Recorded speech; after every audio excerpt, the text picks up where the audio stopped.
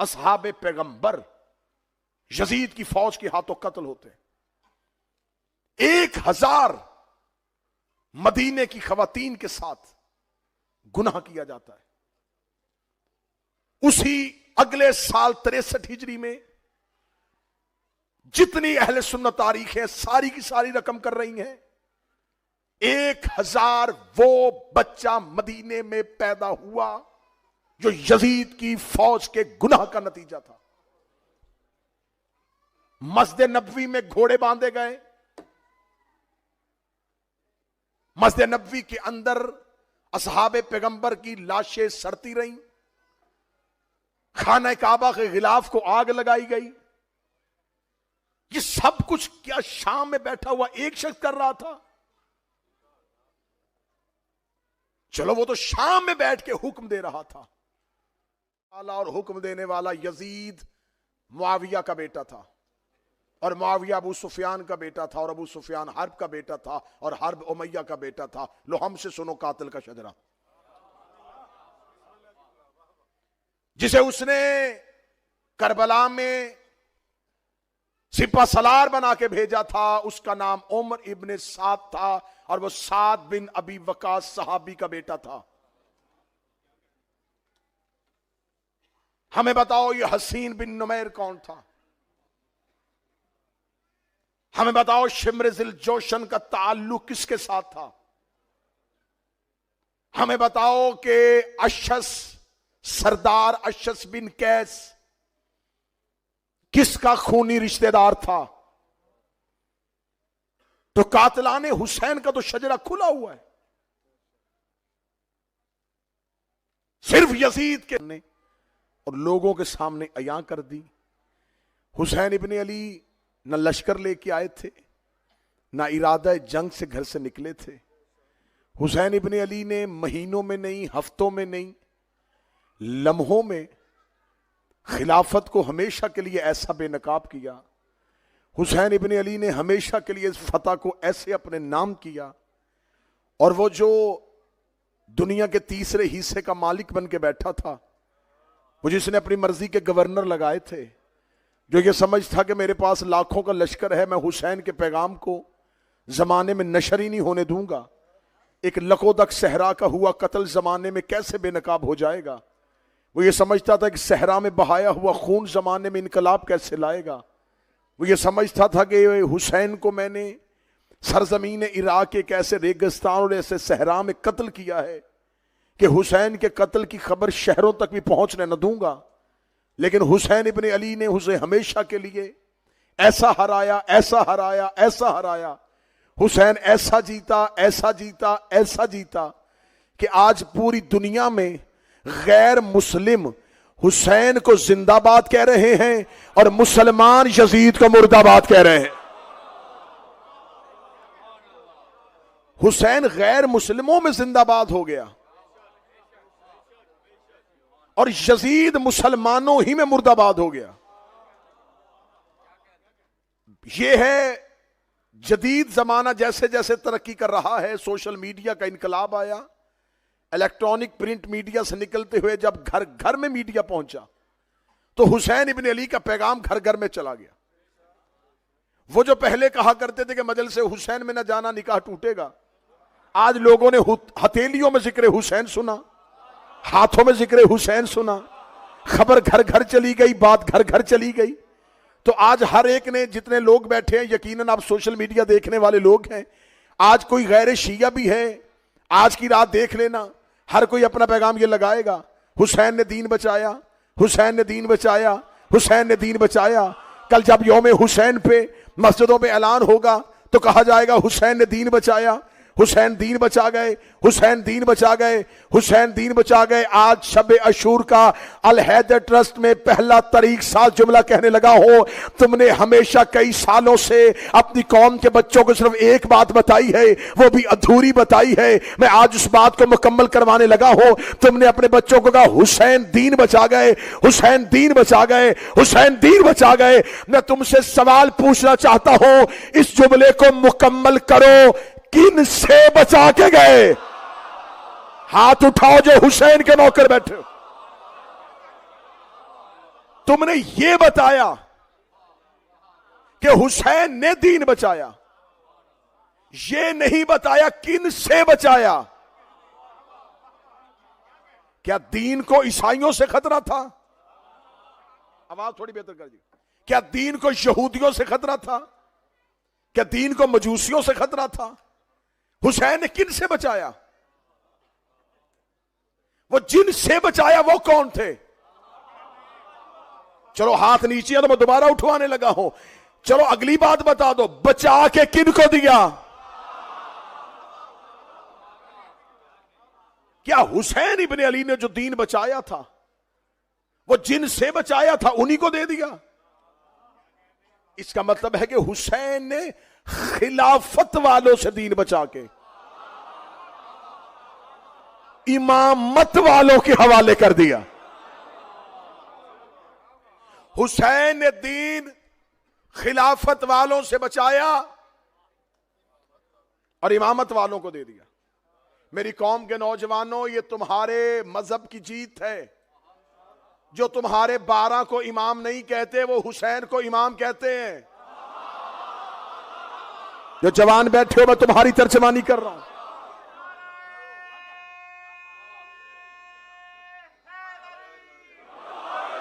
امام عالی مقام،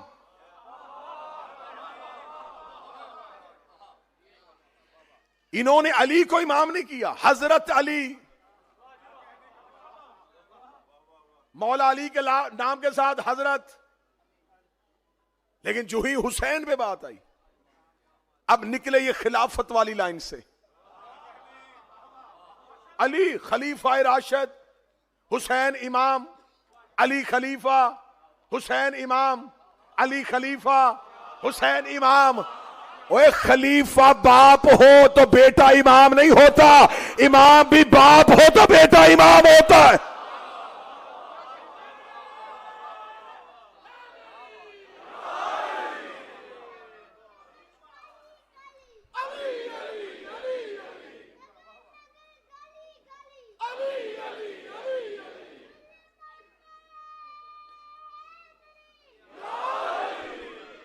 یاد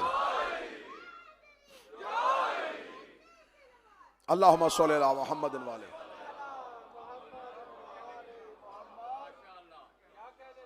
خلیفہ کا بیٹا امام نہیں ہوتا، امام ہی کا بیٹا امام ہوتا۔ تم نے کہا حسین ٹھیک تھے اور یزید غلط تھا، تو میں آج آخری مجلس میں تمہیں یہ بتاؤں صرف یزید ہی غلط نہیں تھا،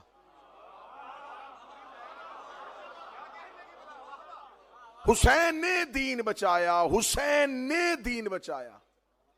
اس کا مطلب کہ دین غلط ہاتھوں میں چلا گیا تھا تو حضور پھر کربلا ہم 10 محرم 61 ہجری سے شروع نہیں کریں گے۔ آپ نے اسلام، آپ نے قربانی حسین سے شروع کیا۔ آپ نے کہا ہاں حسین کی قربانی حق پہ تھی، حسین صداقت کے علمبردار تھے، حسین کا فیصلہ حق کا فیصلہ تھا۔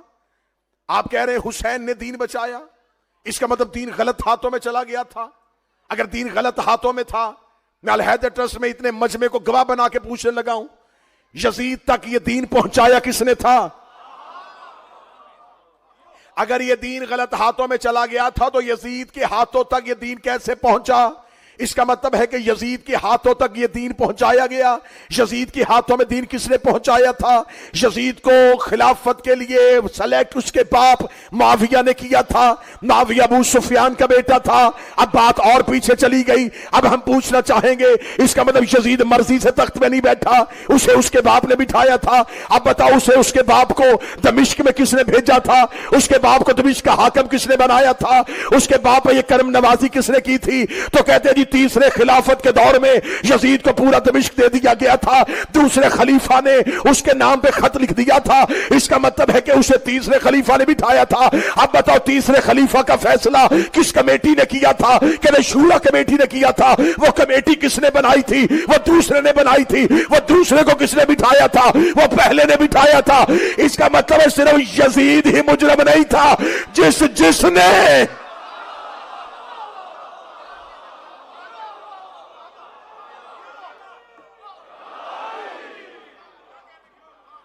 اس کا مطلب ہے یہ قتل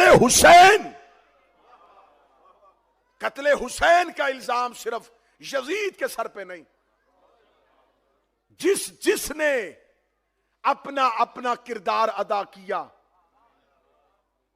ان سب کو کٹہرے میں لانا پڑے گا۔ میں آپ کی تائید سے جملے کہنا چاہ رہا ہوں۔ یزید غلط تھا تو اس غلط کو صحیح جگہ پہ کیوں بٹھایا؟ اگر یزید غلط تھا تو غلط کو جگہ تو غلط نہیں تھی بھئی، جگہ تو غلط نہیں تھی، اس کا مطلب وہ بیٹھنے والا غلط تھا۔ اس کا مطلب ہے کہ قصور منبر کا نہیں، بیٹھنے والے کا تھا، اور قصور بیٹھنے والے کا بھی اکیلے کا نہیں۔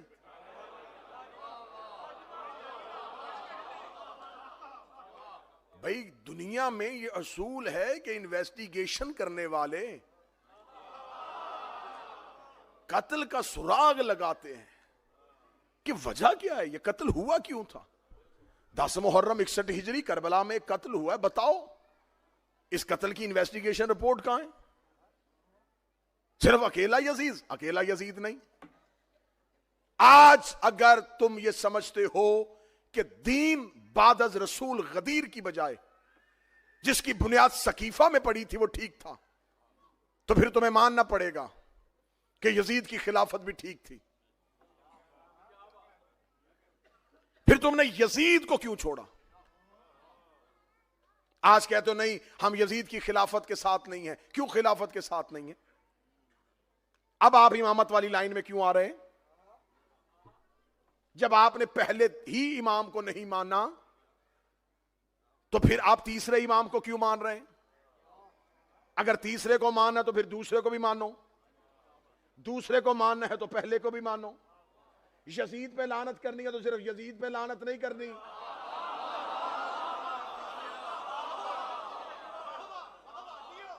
پھر بات تو پیچھے کی پیچھے چلتی جائے گی۔ میں ذمہ داری کے ساتھ لفظ کہنے لگا ہوں، آپ ہمیں بتائیں یہ جو یزید تخت پہ بیٹھ گیا تھا یہ اپنی مرضی سے نہیں بیٹھا۔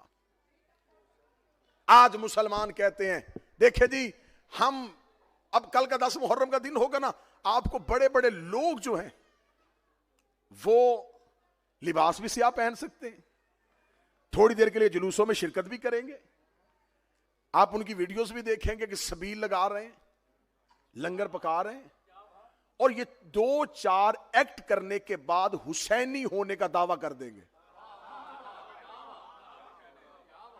آپ ان سے پوچھیں گے حضور آپ 10 محرم، جی ہم سے زیادہ امام حسین سے محبت کون کرتا ہے؟ ہمارے گھر میں باقاعدہ حلیم کی دیگیں بنتی ہیں،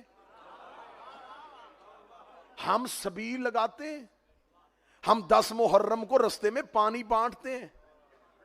میں جملہ کہنے لگا ہوں، زندہ ذہنوں کا خطیب ہوں، دیگے پکانے سے حسین نہیں ملتا۔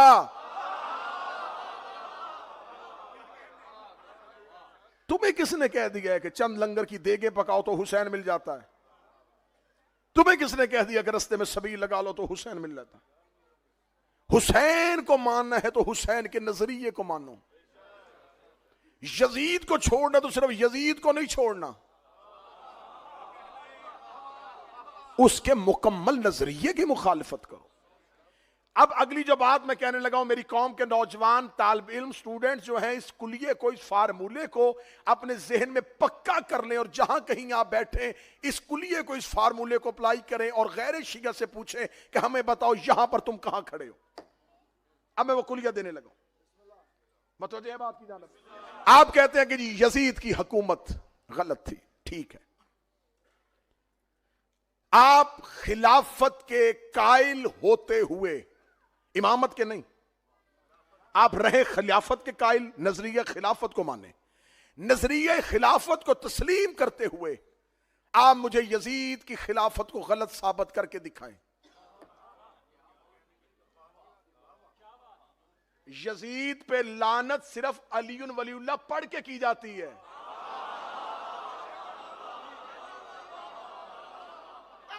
منہ اٹھا کے یزید پہ لعنت نہیں ہو سکتی۔ آپ ہمیں بتائیں اگر یزید کی خلافت غلط ہے تو آپ مجھے بتائیں آپ کے پاس یزید کی خلافت کی غلط ہونے کی دلیل کیا ہے؟ کیوں؟ میں سوال کرنے لگا ہوں اور اپنی قوم کے بچوں کے لیے ایک رستہ، ایک راہ، ایک صراط بنانے لگا ہوں. آپ ہمیں بتائیں کہ آپ کا پہلا خلیفہ کیسے بنا تھا؟ سنیے گا اجماع کے ساتھ، اجماع امت، میجورٹی، کراؤڈ آئے اور آ کے سلیکٹ کر لیا. اور آپ آج تک اس بات پہ پکے ہیں کہ تم شیعہ جو کرنا کر لو، ہم اس خلافت کو نہیں چھوڑ سکتے، ہم اس نظام کے بنائے ہوئے خلیفہ کو تسلیم کرتے ہیں جو اجماع امت سے بنے. ہم نے آپ کے سامنے قرآن پڑھا، آپ نہیں مانے، ہم نے حدیثیں پڑھی، آپ نہیں مانے، ہم نے آپ کی منتیں کی، بھائی مان جاؤ، یہ طریقہ ٹھیک نہیں تھا. آپ نے کہا نہیں، ہم اسی نظریے کے قائل ہیں. اجماع امت کے ساتھ یہ فارمولہ طے پا گیا ہے، یہ صدر اسلام سے طے پا گیا تھا، یہ اسلام کی ابتدا سے طے پا گیا تھا. رسول کے بعد یہ فیصلہ ہو چکا ہے کہ امت کی میجورٹی جسے سلیکٹ کر لے اسے خلیفہ بنا لیا جاتا ہے. جب تم نے یہ کلیہ بنا لیا تھا، جب تم نے یہ قانون پاس کر لیا تھا، تو پھر تمہیں اس پہ رہنا چاہیے. جبکہ تم نے یہ قانون بنایا ہے کہ جسے میجورٹی خلیفہ بنا لے وہ ہوتا ہے، تو اس قانون کا مکمل اطلاق یزید کی خلافت پہ ہو رہا ہے. کیونکہ جسے صرف مدینے کے 40 لوگ خلیفہ بنائے تم اسے مان لیتے ہو، تو اسے تو دنیا کے تیسرے حصے سے ووٹ مل گیا تھا. ایک طرف مدینے کے 40 لوگوں کا بنایا خلیفہ، ایک طرف دنیا کے 3 حصوں سے ووٹ لے کے بنا ہوا خلیفہ. تو پھر اس کی خلافت اس خلافت سے زیادہ مضبوط ہے. اگر آپ کا پہلا خلافت کا اصول ٹھیک ہے تو آپ کی پہلی خلافت کے اصول کے مطابق یزید کی خلافت ٹھیک ہے. آپ نے دوسرا خلیفہ کیسے بنایا؟ پہلا جاتا ہوا دوسرے کو نومینیٹ کر کے چلا گیا تھا کہ میرے بعد اسے خلیفہ مان لینا. آپ نے کہا جی ہمارے پاس یہ اصول بھی ہے کہ اگر پہلا خلیفہ جاتا ہوا کسی دوسرے کا نام دے جائے تو وہ خلیفہ ہو جاتا ہے. تو یزید کے پاس یہ اصول بھی تھا، اسے اس کا باپ جاتا ہوا نومینیٹ کر گیا تھا، اس کے باپ نے اس کا اعلان کر دیا تھا کہ میرے بعد یہ ہوگا. اس کا مطلب تمہاری جو دوسری خلافت کا اصول ہے وہ بھی یزید کے پاس. تمہارے پاس تیسرا خلیفہ کیسے بنا تھا؟ شورا کمیٹی سے 6 بندوں کی کمیٹی تھی، انہوں نے بند کمرے میں میٹنگ کر کے قرہ نام کا نکال دیا تھا، اور تم نے کہا ہاں ایسا خلیفہ ہو جاتا ہے. اگر ایسا ہو جاتا ہے، تم نے 6 بندوں کی کمیٹی کا بنایا خلیفہ مان لیا. اس نے 18,000 مفتیوں سے فتویٰ لیا ہے. یزید کو چھوڑنا اتنا آسان نہیں ہوگا تمہارے لیے. ہم اب یہاں پر جب تم نے دیکھا کہ پاؤں بھاری ہو رہا ہے تو تم حسین کے کیمپ میں آ رہے ہو. اب ہم بھی تمہیں نہیں آنے دیں گے، اب ہم بھی دروازے پہ کھڑے ہیں.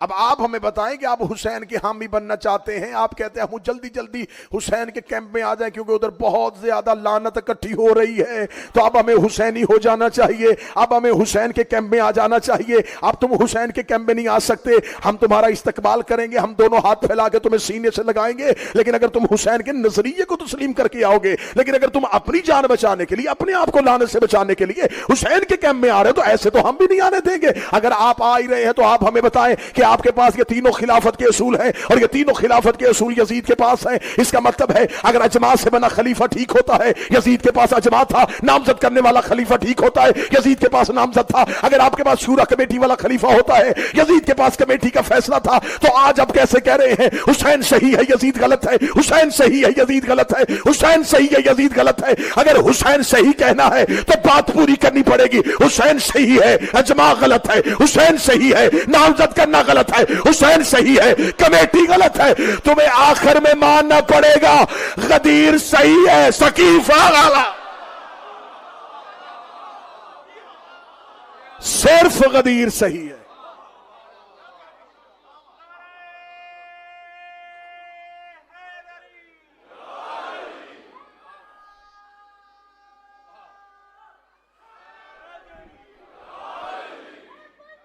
بسم اللہ.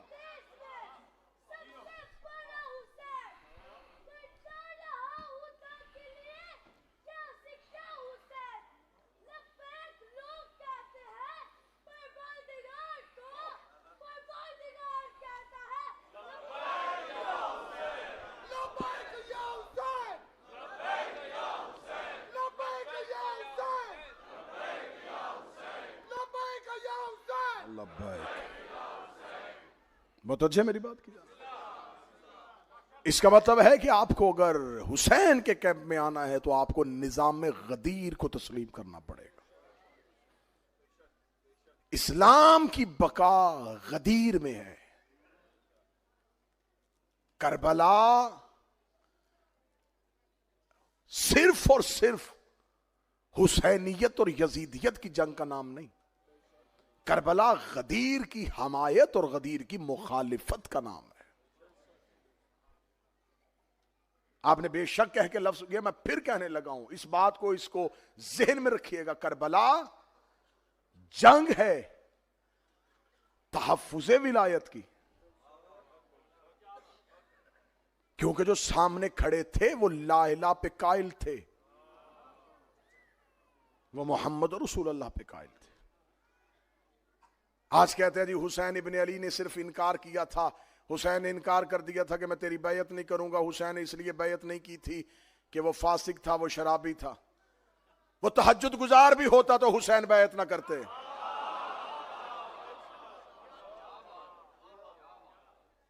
حسین ابن علی نے انکار کر دیا، حسین نے کہا میں تیری بیعت نہیں کروں گا، اور حسین یہ کہہ کے مدینے سے چل پڑے. یقیناً شب عاشور کی مجالس میں میرے اہل سنت بھائی آتے ہیں. میں برادران اہل سنت کو پیغام دینا چاہتا ہوں، میں برادران اہل سنت کی منت کرنا چاہتا ہوں. تم رسول کے بیٹے کے ذکر میں آئے ہو، میں رسول کے نواسے کا ذاکر ہوں. میں تمہاری منت کر کے پوچھتا ہوں، گھروں میں جا کے کل کا 10 محرم کا پورا دن سوچنا. جب حسین نے مدینہ چھوڑا تو اس کا مطلب ہے کہ حسین ابن علی دین بچانے جا رہے تھے. تو جنہوں نے پہلے نمبر پہ رسول کے بعد خلافتیں لی تھیں، ان کے کسی بیٹے نے حسین کے ساتھ وطن کیوں نہیں چھوڑا؟ چلو واپس چلتے ہیں، بتاتے ہیں کہ یہ واقعہ کب ہو رہا ہے. 11 ہجری کو رسول دنیا سے گئے. 61 ہجری کو یزید جیسا بد کردار تخت پہ بیٹھ گیا. 50 سالوں میں ایک نسل نہیں گزرتی، سنگل جنریشن کا دور ہوتا ہے 50 سال. اس کا مطلب ہے جو رسول کے دور میں بچہ تھا حسین کے دور میں جوان تھا، جو رسول کے دور میں جوان تھا حسین کے دور میں بوڑھا تھا.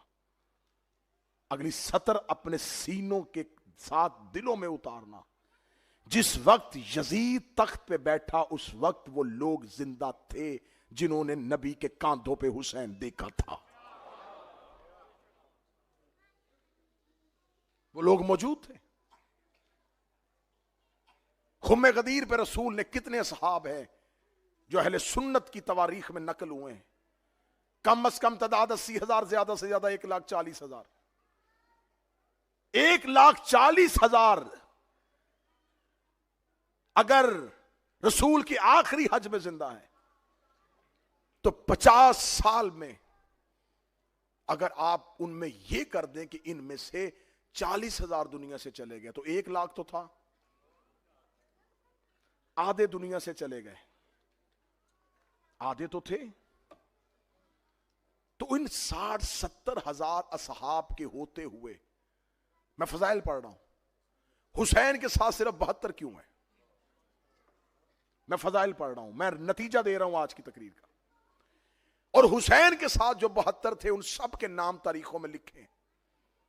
حسین نے شب عاشور سب کے نام لکھوا دیے تھے، قبیلے لکھوا دیے تھے، قد لکھوا دیے تھے، رنگت لکھوا دی تھی. اگر حسین یہ سب کچھ نہ لکھواتے، مجھے حسین کی قسم آج مورخ اگر صرف حسین کی تعداد ہوتی نا 72 ہے، لوگ اپنی مرضی کے نام ان 72 میں لکھ دیتے.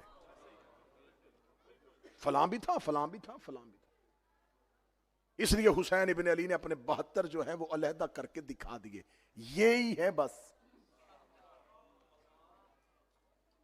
اب حضور وہ جو اس ٹائم پہ 1.5 لاکھ رسول کا آخری خطبہ سن رہے تھے، وہ لوگ کدھر تھے؟ ان کی پوزیشن کیا تھی؟ اگر وہ حسین کے ساتھ تھے تو 72 میں کیوں نہیں؟ پھر 2 صورتیں پیچھے بچتی ہیں، یا وہ یزید کے ساتھ تھے یا وہ خاموش تھے. اب جب ہم نے دیکھا کہ وہ کہاں تھے تو جب ہم نے لشکر یزید کی تعداد دیکھی، میں نتیجے دے رہا ہوں اور آپ خاموش. میری مجبوری ساؤنڈ ہو سکتا ہے، آپ کی مجبوری نہیں ہو سکتا، اور میں اس کا عادی ہو گیا ہوں، یہ ہر سال اسی طرح چلنا ہے۔ اب 9 لاکھ، آپ کہتے 9 لاکھ نہیں تھے، 5 لاکھ، 5 لاکھ بھی نہیں تھے، کم از کم جس نے حد کربلا کا انکار کیا اسے کہا 30,000۔ یہ 30 کے 30,000 کیا شام سے آئے تھے؟ بڑی آسانی سے تو نے منہ پھاڑ کے کہہ دیا نا کہ قاتلان حسین شیعہ تھے، ہم بتاتے ہیں کون تھے۔ قتل حسین کا اعلان کرنے والا اور حکم دینے والا یزید معاویہ کا بیٹا تھا، اور معاویہ ابو سفیان کا بیٹا تھا، اور ابو سفیان حرب کا بیٹا تھا، اور حرب امیہ کا بیٹا تھا۔ لو ہم سے سنو قاتل کا شجرہ، جسے اس نے کربلا میں سپہ سالار بنا کے بھیجا تھا، اس کا نام عمر ابن سعد تھا، اور وہ سعد بن ابی وقاص صحابی کا بیٹا تھا۔ ہمیں بتاؤ یہ حسین بن نمیر کون تھا؟ ہمیں بتاؤ شمر ذی الجوشن کا تعلق کس کے ساتھ تھا؟ ہمیں بتاؤ کہ اشس، سردار اشس بن قیس کس کا خونی رشتہ دار تھا؟ تو قاتلان حسین کا تو شجرہ کھلا ہوا ہے۔ صرف یزید کے سر پہ قتل حسین کا جرم نہیں تھا، صرف اولاد رسول کے ساتھ ظلم کا جرم اس کے سر پہ نہیں۔ 61 ہجری کو اس نے نواسہ رسول کی شہادت، 62 ہجری آتی ہے اور یہ مدینے پہ حملہ کر دیتا ہے۔ مدینے پہ حملہ کر کے 23,000 اصحاب پیغمبر یزید کی فوج کے ہاتھوں قتل ہوتے ہیں۔ 1,000 مدینے کی خواتین کے ساتھ گناہ کیا جاتا ہے۔ اسی اگلے سال 63 ہجری میں جتنی اہل سنت تاریخ ہے ساری کی ساری رقم کر رہی ہیں، 1,000 وہ بچہ مدینے میں پیدا ہوا جو یزید کی فوج کے گناہ کا نتیجہ تھا۔ مسجد نبوی میں گھوڑے باندھے گئے، مسجد نبوی کے اندر اصحاب پیغمبر کی لاشیں سڑتی رہیں، خانہ کعبہ کے غلاف کو آگ لگائی گئی۔ یہ سب کچھ کیا شام میں بیٹھا ہوا ایک شخص کر رہا تھا؟ چلو وہ تو شام میں بیٹھ کے حکم دے رہا تھا، کتنا بڑا کلیجہ چاہیے مسلمان ہو کے کعبے کے غلاف کو آگ لگانے کے لیے، کتنی بڑی جرت چاہیے لا الہ الا اللہ کا اقرار کرنے کے بعد مسجد نبوی کے اندر کسی کو قتل کرنا۔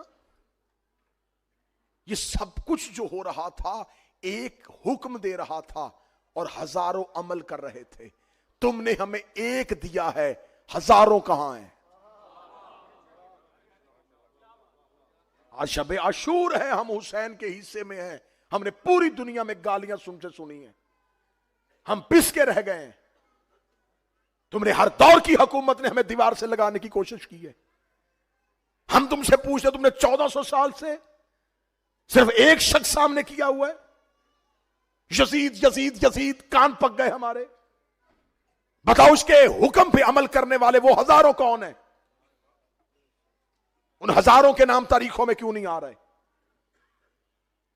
پھر وہ 1,000 بچہ جو یزید کی فوج کے گناہ کی وجہ سے مدینے میں پیدا ہوا، مجھے کسی روایت میں نہیں ملا کہ اسی سال کسی نے مدینے کے باہر گڑھا کھودا ہو اور وہ سارے بچے اس گڑھے میں پھینک کے دفنا دیے ہوں۔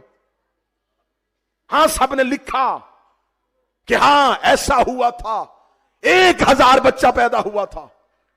اس کا مطلب وہ 1,000 بچہ پیدا ہوا ہوگا تو وہ بڑا بھی ہوا ہوگا، بڑے ہوئے ہوں گے تو جوان بھی ہوئے ہوں گے، جوان ہوئے ہوں گے تو شادیاں بھی ہوئی ہوں گی، شادیاں ہوئی ہوں گی تو پھر ان کے بھی بچے پیدا ہوئے ہوں گے، ان کے بچے پیدا ہوئے تو وہ بھی جوان ہوئے ہوں گے، وہ جوان ہوئے تو ان کی شادیاں بھی ہوئی ہوں گی، ان کی شادیاں ہوئی تو ان کے بچے بھی پیدا ہوئے۔ تو اس کا مطلب ہے کہ نسل 1,000 سے چلی تھی، لاکھوں میں پہنچ گئی ہوگی۔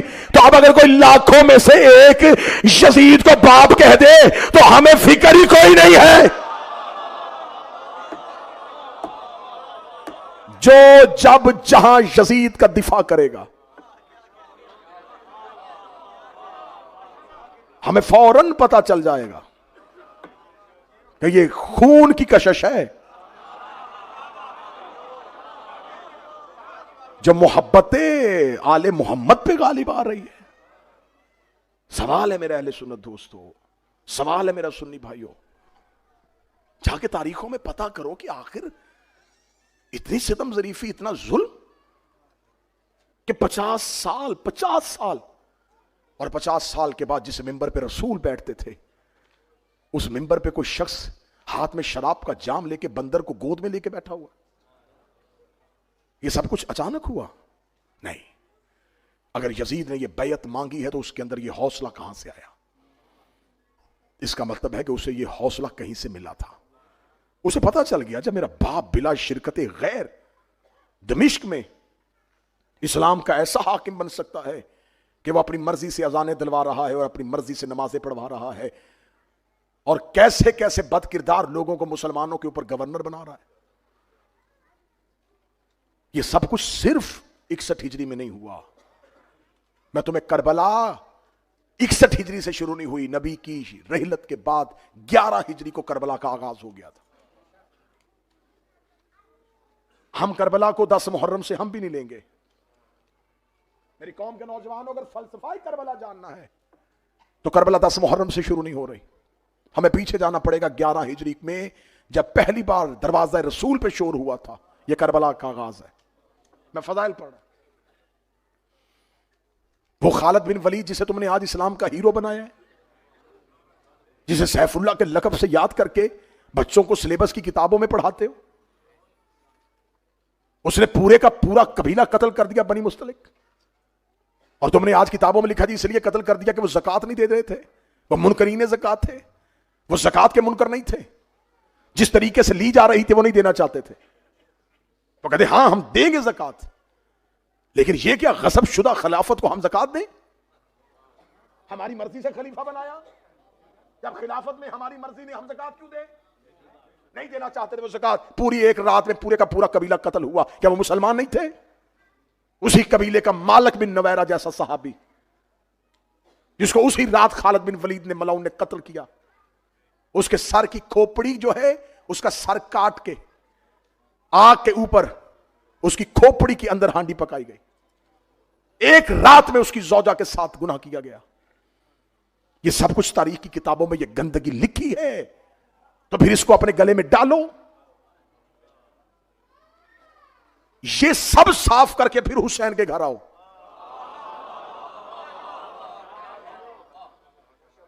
اور جس کے لیے سب کچھ کیا جا رہا ہے، جس کو مٹانے کی کوشش کی جا رہی تھی، وہ کون تھا؟ وہ نبی کا بیٹا ہے، وہ نواسہ رسول ہے، وہ پیغمبر کا بیٹا ہے. رسول مدینے کی مسجد میں بیٹھے تھے، ایک صحابی نے آگر رسول سے سوال کیا، یا رسول اللہ ہم اپنی اولاد سے محبت کرتے، کیا وجہ ہے کہ اتنا ہماری اولاد ہم سے محبت نہیں کرتی؟ نبی نے مسکرا کے فرمایا اس لیے کہ وہ تم سے ہیں، تم ان سے نہیں ہو. یہ سوال آج بھی پیدا ہو سکتا ہے، تو جواب رسول کا سن لیجئے گا. اس نے کہا یا رسول اللہ ہم ان سے پیار کرتے ہیں، وہ اتنا ہم سے پیار نہیں کرتے. فرمایا اس لیے کہ وہ تم سے ہیں، تم ان سے نہیں ہو. صحابہ سامنے بیٹھے تھے، رسول نے فرمایا تمہاری اولاد تم میں سے ہے، تم ان میں سے نہیں ہو. یہ کہنے کے بعد نبی نے اپنی ابا کو کھولا اور ایک بچے کو سینے سے لگایا اور لگا کے حسین و منی و انا من الحسین، لیکن میرا بیٹا حسین، لیکن صرف میرا بیٹا حسین ہی مجھ سے نہیں، میں بھی حسین سے ہوں. یہ وجہ نہیں ہے کہ رسول نے گود میں پالا تھا تو وہ حسین بنا.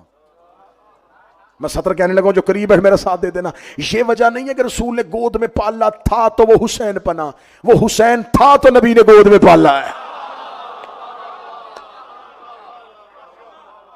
یہ نہیں ہے کہ رسول نے گھٹی دی ہے تو وہ حسین بنا، وہ حسین تھا تو نبی نے زبان چسوائی ہے، وہ حسین تھا تو نبی نے کاندھوں پہ بٹھایا ہے. حسین و منی و انا من الحسین، میں حسین سے ہوں. اس کا مطلب ہے کہ فضیلت رسول صرف رسول ہی حسین کو نہیں دے رہے. صرف فضائل رسول سے حسین کو نہیں مل رہے، حسین سے بھی رسول کو مل رہا ہے۔ صرف یہ حسین یک طرفہ محبت نہیں کہ صرف ہر فضیلت رسول حسین کو دے رہے ہیں، میرا بیٹا ہے، میں نے گود میں پالا ہے، میں نے کاندھوں میں بٹھایا ہے، میں نے سجدے میں پشت میں بٹھایا ہے۔ رسول اگر صرف کہتے نا کہ حسین و منی تو پھر پتا ہوتا کہ ہر فضیلت رسول نے حسین کو دی ہے۔ رسول نے کہا انا من الحسین ہے، اس کا مطلب ہے کہ کچھ فضیلتیں حسین نے بھی رسول کو دی ہے، اور جو نانے کو دیتا ہو اسے حسین کہتے ہیں، جو نانے کو فضائل دے اسے حسین کہتے۔ رسول نے مدینے کی مسجد میں منبر پہ بیٹھ کے کہا حسین منی وانا من الحسین، حسین مجھ سے ہے، میں حسین سے ہوں۔ رسول کی ایک حدیث ہے مثل اہل بیتی کا مثل سفینۃ نوح، میری اہل بیت کی مثال نوح کے کشتی کی طرح ہے۔ رسول نے فرمایا میری اہل بیت کی مثال کشتی نوح کی طرح ہے، جو اس میں سوار ہو گیا وہ نجات پا گیا، جو رہ گیا وہ ہلاک ہو گیا۔ یہ حدیث بھی نبی کی ہے کہ میری پوری اہل بیت کی مثال کشتی نوح کی ہے، اور اکیلے حسین کے لیے ایک حدیث ہے ان الحسین مصباح الہدی والسفینۃ النجاۃ، میرا حسین نجات کی کشتی ہے، جو کام پوری اہل بیت کرتی ہے وہ اکیلا حسین کرتا ہے۔ حسین منی وانا من الحسین، حسین مجھ سے ہے، میں حسین سے ہوں۔ اصحاب پیغمبر سامنے بیٹھے تھے، رسول نے بلا تشبیہ یوں ہاتھوں پہ اٹھایا، فعرفو حاضل حسین، پہچانو یہ حسین ہے، جدہ فی الجنہ، اس کا دادا جنت میں، جدتہ فی الجنہ، اس کی دادی جنت میں، ابوہ فی الجنہ، اس کا باپ جنت میں، امہ فی الجنہ، اس کی ماں جنت میں، امتہ فی الجنہ، اس کی پھوپھی جنت میں۔ اگر حسین کی کوئی خالہ بھی ہوتی تو یہاں رسول اگلا رشتہ ضرور بتاتے، لیکن یہاں سنی کتابوں میں بھی لکھا ہے کہ رسول نے صرف یہ کہا پھوپھی جنت میں، باپ جنت میں، ماں جنت میں، دادا جنت میں۔ یہ کہنے کے بعد رسول نے کہا محبہ فی الجنہ، اس کے چاہنے والے جنت میں۔ اب میں آپ کا فضائل پڑھنے لگا ہوں، آپ کا فضائل، اپنے فضیلت پہ تو بول پڑنا، رسول نے محب فی الجنہ، اس کے چاہنے والے جنت میں۔ یہ کہہ کے رسول نے حسین کو سینے سے لگا کہا وَأَحَبَّهُ مُحِبُّهُ فِي الْجَنَّةِ، اس کے چاہنے والوں کے چاہنے والے بھی جنت۔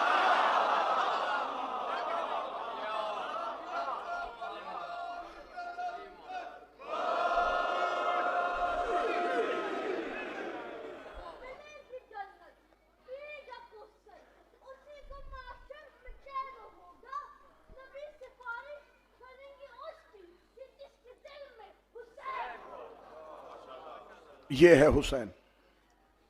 تو لہذا مسلمان، اگر تم نے کربلا کو ماننا ہے تو پھر کربلا تسلسل غدیر کا نام ہے، اگر یزید کا انکار کرنا ہے تو یزید تسلسل سقیفہ کا نام ہے۔ تو پھر صرف پھل کو نہ مانو، جڑ کو مانو، اور صرف پھل کو نہ کاٹو، جڑ کو کاٹو۔ یہ پیغام ہے شب عاشور کا، حسین کو تسلیم کرنا غدیر کو تسلیم کرنا ہے، یزید کا انکار کرنا سقیفے کا انکار کرنا۔ 6 ماہ کے بیٹے کے لیے 9 لاکھ سے پانی مانگ رہا تھا۔ شب عاشور آ گئی، بجھ گیا حسین کے خیمے کا چراغ۔ آج کی رات کوشش کرنا جاگ کے گزارنا، جتنی دیر جاگ سکو اتنی دیر جاگنا۔ انسان ہو، بشر ہو، نیند غالب آ سکتی ہے۔ نیند آنے لگے تو اپنے آپ کو یہ کہہ کے جگانا کہ آج سکینہ جاگتی رہی ہے، آج حسین کی بیٹیاں جاگتی رہی ہیں۔ آج کی رات شہیدوں کی رات ہے، کل کی رات غریبوں کی رات ہے۔ آج زینب کا ہر رشتہ موجود ہے، دائیں دیکھتی ہے اکبر، بائیں دیکھتی ہے قاسم۔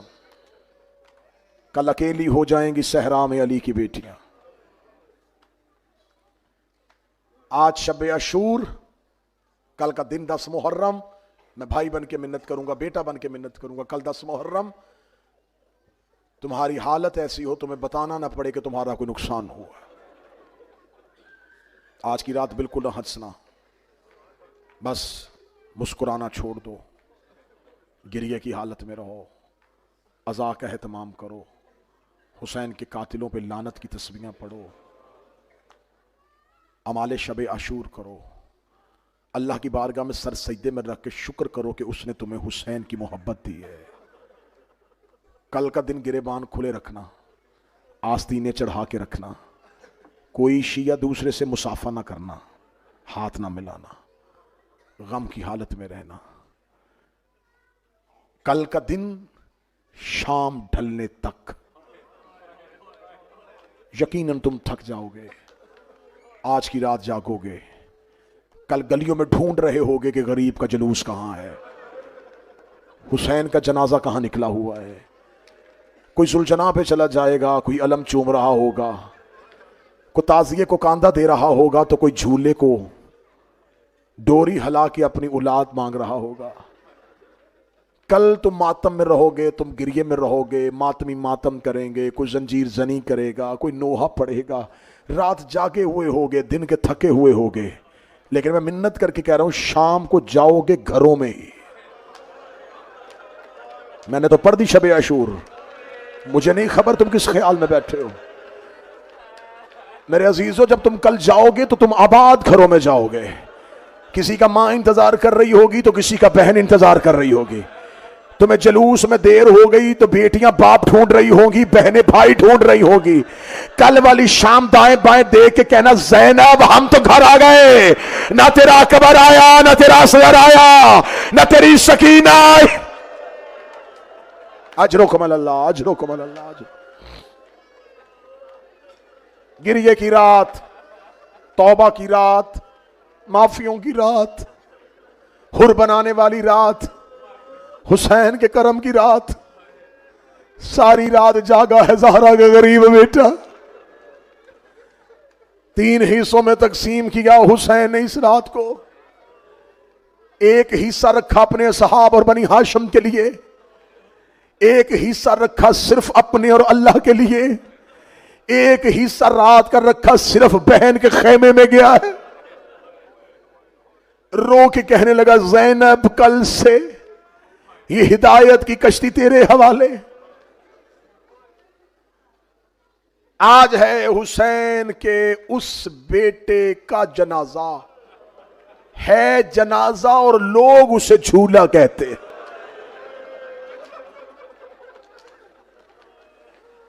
جھولا بچوں کو سلانے کے لیے ہوتا ہے۔ اصغر کی ماں کی حسرت آتی ہے آج کی رات، شورا بیٹھے ہیں، در نجف کا رنگ سفید ہوتا ہے، یاقوت کا رنگ سرخ ہوتا ہے، ٹھیک ہے؟ اب شعر سننا اور اسی پہ ماتم کرنا۔ جو در نجف تھا ابھی یاقوت بنے گا۔ اکمل بھائی، جو در نجف تھا ابھی یاقوت بنے گا، اصغر تیرا جھولا ہی تابوت بنے گا، اصغر تیرا جھولا ہی تابوت بنے گا۔ میں شہزادے کی شہادت پڑھنے لگا ہوں۔ جھولیاں پھیلاؤ جس کے گھر میں اولاد نہیں، اللہ میرے بھائی محسن کو زندگی والا بیٹا دے۔ میں اپنی ماؤں بہنوں بیٹیوں سے مصائب سے پہلے بھائی بن کے اپیل کروں گا، بیٹا بن کے کروں گا۔ یقیناً تمہارے بڑے راج دلارے ہیں، تمہیں بڑے نازوں سے پالے ہیں۔ میں منت کر کے کروں گا، میں پورے مصائب میں منتیں نہیں کی آئی، آج کی رات میری منت ماننا۔ جتنی دیر میں اصغر پڑھوں کوئی ماں بیٹے کو پیار نہ کرے۔ اگر تم نے گود میں لٹایا ہے تھوڑی دیر کے لیے زمین پہ لٹا دینا۔ تمہارا بچہ روئے تو جتنی دیر مصحف پڑھوں برداشت کر لینا۔ ایسے نہ میں اصغر پڑھ رہا ہوں اور تو اپنے بچے کا ماتھا چوم لے اور تیرے پہلو کے ساتھ رباب بیٹھی ہو اور رباب رو کے گئے، تجھے پتا جو نہیں میرا اصغر کتنا پیارا تھا، میرا گود والا مارا گیا۔ اے سادات و غیر سادات، آخری استغاثہ حسین کا بلند ہوا۔ حل من ناصر ینصرنا کی صدا حسین نے دی۔ شہزادہ علی اصغر نے اپنے آپ کو گہوارے سے گرایا، شہزادی فضا کے کہتی ہے مولا تیرا اصغر جھولے میں نہیں رہ رہا. زخمی حسین خیمے میں آئے. ماں نے اصغر تیار کر کے حسین کے ہاتھوں پہ دیا. حسین ایسے 9 لاکھ کی طرف چلے جیسے زہرا دربار میں گئی تھی. حسین 9 لاکھ کے سامنے جا کے کہتے بیعت کا مطالبہ حسین سے ہے, بہتے دریا سے پانی مانگ رہا ہوں, مجھے چند گھونٹ بیٹے کے لیے پانی چاہیے. ملاؤن کہکا مار کے کہتے ہیں پیاس کی شدت اب تاب نہیں لا رہی, پینا خود ہے بہانہ بیٹے کا کر رہا ہے, تیرا بچہ پانی مانگے گا تو ہم دے دیں گے. یہ کہہ کے انہوں نے کہہ کے مارنے شروع کیے. انہیں خبر تھی 6 مہینے کا بچہ کیا بولے گا. حسین نے اصغر کے کانوں پہ لب رکھے, آواز آئی اصغر عیسیٰ مریم کی گواہی کے لیے بولا تھا تو فخر عیسیٰ ہے, لوگ باپ کا مذاق اڑا رہے ہیں. اصغر تو بابے کی گواہی کے لیے بولے گا. اصغر نے باپ کے ہاتھوں سے ایسے سر اٹھایا جیسے منبر پہ علی بیٹھا کرتے تھے. اصغر کی آواز آئی الاتاش الاتاش الاتاش, میں پیاسا ہوں میں پیاسا ہوں میں پیاسا ہوں. رباب گرتی گرتی دروازے پہ آئی, دروازے پہ آ کے کہتی مولا اصغر کو کہے تھوڑا اونچا بول. ماں کو وہ لفظ بڑے اچھے لگتے ہیں جب بچے پہلی بار بولتے ہیں. میں نے پہلی بار اپنے اصغر کو اپنے منہ سے بولتے سنا. ہائے غریبی, شب عاشور ہے شب عاشور ہے شب عاشور ہے. جس کو رونا نہ آئے ہائے کہہ لو. آنسو بس میں نہیں, ہائے بس میں ہے. رونا نہ آئے ہائے کہہ دینا, ہائے نہ کہہ سکو سر جھکا لینا. صرف اتنا سوچ لینا کہ حسین تو کتنا غریب تھا. کوشش کرنا شب عاشور تیری آنکھ خشک نہ اٹھے. مولا اصغر سے کہے اونچا بول. پہلا حصہ مصائب کا مکمل ہوا. حسین نے بیٹا ہاتھوں پہ لیا تھا, اللہ بیٹے کی زندگی کرے. حسین نے یوں ہاتھوں پہ لیا تھا. 9 لاکھ نے اصغر کو بولتے ہوئے دیکھا. آئے حسین کے قتل کے ارادے سے تھے. انہوں نے اپنی چہروں پہ اپنی اپنی ابائیں لی, دیکھ کے کہنے لگے یہ تو ہمیں کہتا تھا جوانوں سے لڑوانا ہے, یہ 6 مہینے کے بچے سے ہم کیسے لڑے. عمر ابن سعد ملاؤن نے اپنی فوج میں بغاوت دیکھی. یہ وہاں گیا جہاں حرمل ملاؤن بیٹھا تھا. یہ جا کے کہتا تب اٹھے گا جب میری فوج بھاگ جائے گی. میری فوج میں بغاوت پھیل گئی ہے, جلدی کر قتل کلام الحسین, حسین کے کلام کو قطع کر. اس ملاؤن نے تیزی سے اپنے تیروں میں سے وہ تیر نکالا جو جنگ میں بھاگتے ہوئے گھوڑے کو مارا جاتا تھا. اس نے 6 شعبہ تیر نکالا. اس نے اپنا گھٹنا کربلا کی ریت پہ لیا. اس نے تیر کو نکالنا شروع کیا. ادھر سے اس نے تیر نکالا, رباب نے چلنا شروع کیا. اس نے تیر کمان میں ڈالا, رباب دروازے پہ آ گئی. اس نے اصغر کی گردن کا نشانہ لیا. رباب نے خیمے کا پردہ اٹھا لیا. اس نے تیر چھوڑنے کا ارادہ کیا. رباب کی ایک نظر اصغر پہ تھی, ایک حرمل کے تیر پہ تھی. رباب روکا دی اصغر اونچا ہو, تیر اونچا آ رہا ہے. اصغر دائیں جا, تیر دائیں آ رہا ہے. اصغر تیر بابے کو نہ لگے. تیر اصغر کی گردن پہ لگ کے حسین کی کلائی سے پار ہوا. اصغر کی آواز ہے اماں معاف کر دینا, میری گردن چھوٹی تھی, ظالم کا تیر.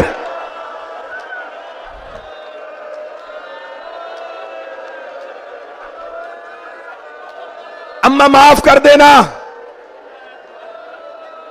میری گردن چھوٹی تھی, ظالم کا تیر. میں منبر پہ شبیر کا ذاکر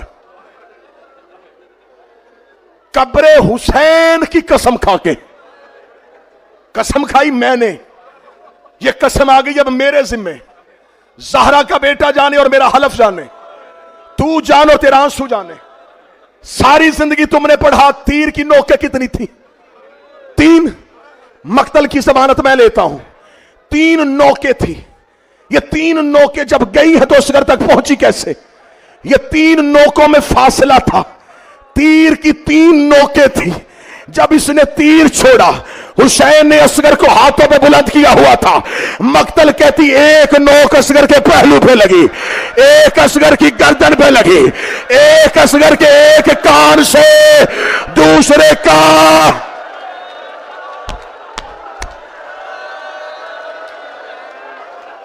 تم ماتم نہیں کر سکا. میرا 12واں زیارت ناہیہ میں کہتا ہے میرا سلام ہو میرے اس شیر خار پہ جو ایک گردن سے ایک کان سے دوسرے کان تک زیبا.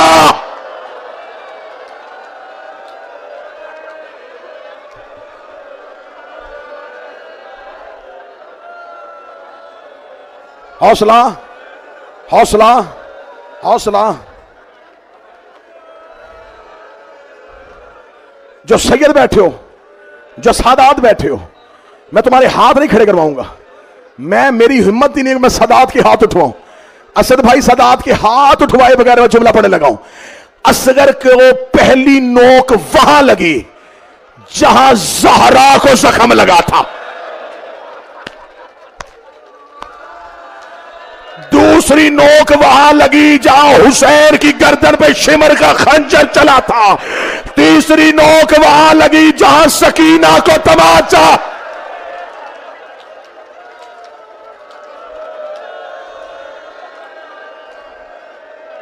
جو اولاد والے ہو، جس کے گھر میں چھوٹی اولاد ہے، کر لو ماتم. کل چلی جائے گی زینب، اگلے سال وہ روئے گا جو رہے گا. کل ودا ہو جائے گی علی کی بیٹیاں.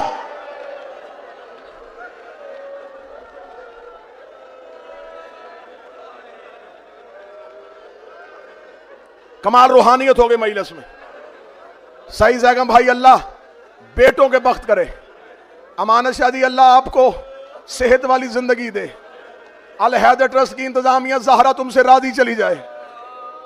تم نے حسین کے نوکروں کے رونے کا یہ اہتمام کیا ہے.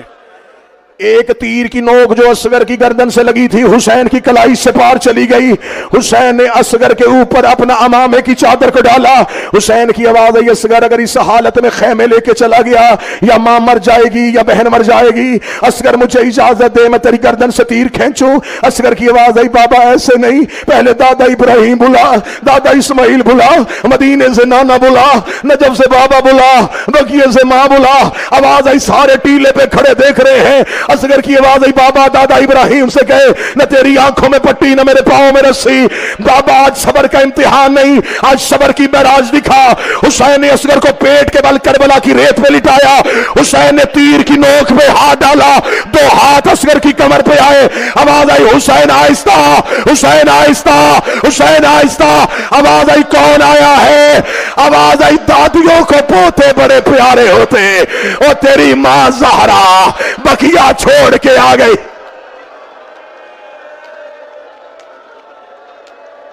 حوصلہ.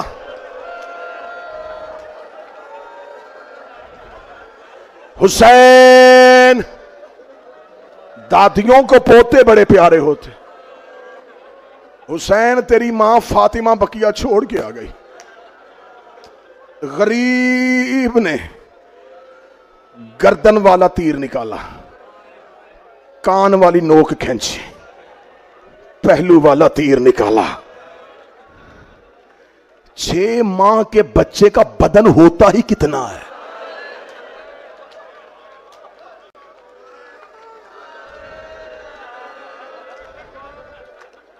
حسین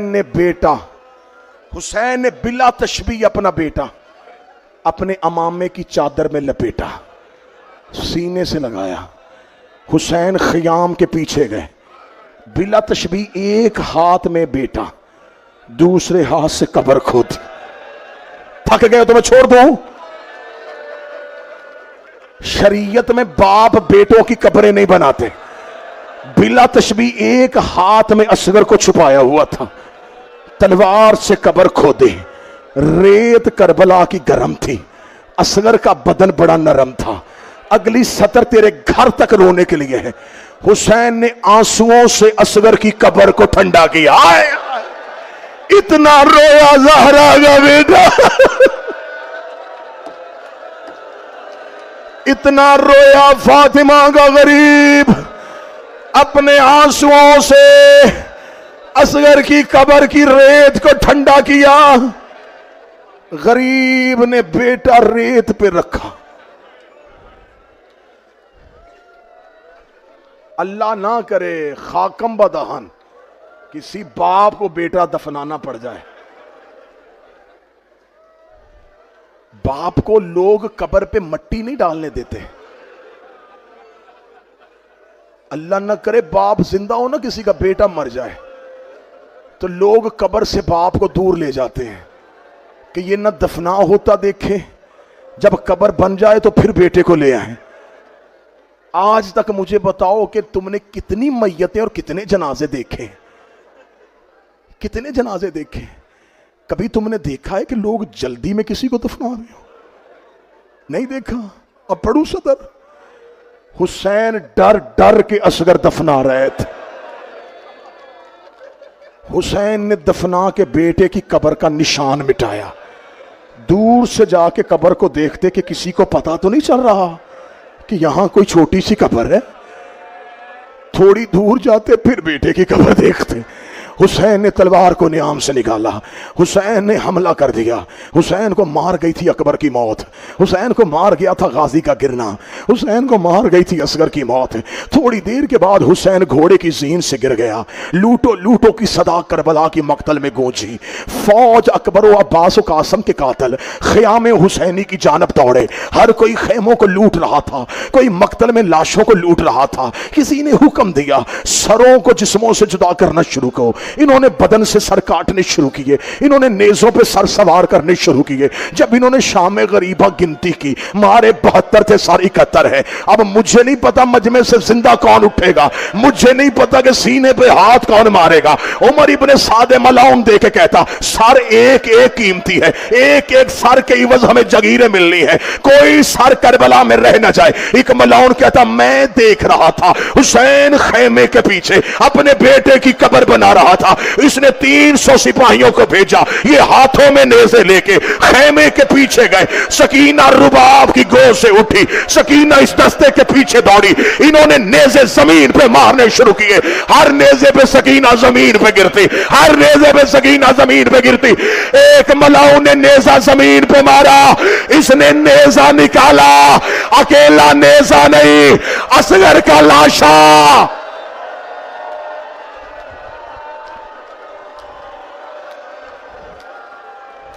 ایک منٹ کے بعد مجاہد شاہ جی جھولا لے آئے، ایک منٹ کے بعد۔ سانس لو سانس لو سانس لو سانس لو۔ مجھے خبر ہے یہ پاکستان تو نہیں نا، کبھی کبھی عزاداریوں میں آتے ہو، تمہارے دل بڑے نرم ہیں، تم سے اگلی صدر سنی نہیں جانی، تم سے برداشت نہیں ہونی۔ میری مائیں بہنیں بیٹیاں صبر کر لینا، کوئی دل کا مریض بیٹھا تھوڑی دیر کے لیے کانوں پہ ہاتھ رکھ لینا۔ میری مجبوری ہے، میں نے کربلا سے مصائب خیرات میں مانگا ہے، میں ان کے قتل چھپا نہیں سکتا، میں ان کے اوپر ظلم ہوئے چھپا نہیں سکتا۔ اب نیزے کی انی پہ تھا اصغر کا لاشا، یہ نیزہ لے کے جا رہا تھا، سکینہ گھوڑے کے پیچھے جا رہی تھی۔ اس ملاؤں نے کہ بچی کو دیکھا، دیکھ کے کہتا بچی تیرا کیا لگتا ہے؟ رو کے کہتی میرا بھائی ہے۔ کہتا اس کی ماں زندہ ہے؟ کہتی وہ جلے ہوئے خیمے کی راکھ میں بیٹھی ہے۔ اس نے گھوڑے کا رخ موڑا، وہاں گیا جہاں رباب بیٹھی تھی، جا کے کہنے لگا تو اس بچے کی کیا لگتی ہے؟ رو کے کہتی میرا بیٹا ہے۔ کہتا تجھے لاشا دے دوں؟ رباب نے ہاتھ آگے کیے، اس ملاؤں نے نیزے کی انی سے اصغر کا لاشا اتارا، رباب اٹھ کے کھڑی ہوئی، اس نے زانو پہ اصغر کا لاشا رکھا، اس نے جیب سے خنجر نکالا، اصغر کی گردن پہ خنجر پھیرا، اس نے اصغر کا سر ہاتھوں پہ لیا، دھڑ زمین پہ پھینکا، رباب فرات کی طرف دوڑی، رو کے کہتی غازی میرا اصغر تیسری بار خنجر کے ساتھ